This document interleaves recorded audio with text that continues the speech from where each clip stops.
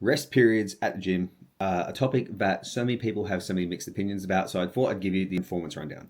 Now, what we want to do initially with rest periods, the first factor that we consider is logistics. So if someone doesn't have a whole bunch of time to train, they're limited on time, then the main variable we're actually going to manipulate is rest periods to shrink that down to allow them to get the most amount of productive work possible.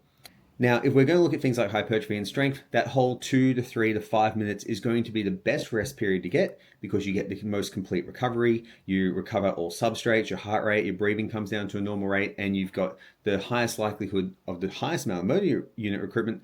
But what that misses is that the body is infinitely adaptable.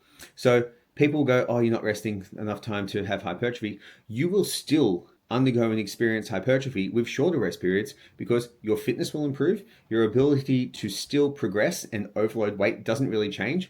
All that happens is that the amount of stimulus that relative per set may go down because of time that you have able to rest. And that's something that a lot of people miss. So what I generally recommend for most people, if they are in a time constrained way to train and they can't have these 3 to 5 minute rest periods, what you want to look at is using supersets of antagonistic, so opposite muscle groups in your training program. So for example, if I'm doing a bicep tricep workout, what you find is that when you're working your biceps, your triceps are actively relaxing. And when you're actively relaxing sounds like a bit of a misnomer, doesn't it? And when you're doing your triceps, your biceps get some recovery as well. So if you're only going to have, say, a minute 30 in between, what really happens is you get more than 3 minutes because we've got to include the time of doing the set. So you may actually get quite close to that overall recovery.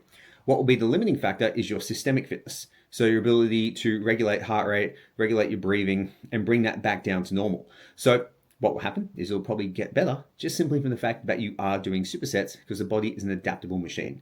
So in your training, with your rest periods, first thing you look at is logistics. The second thing that you look at is goal. And then after that, you're pretty much in a good spot to get all your rest periods sorted out.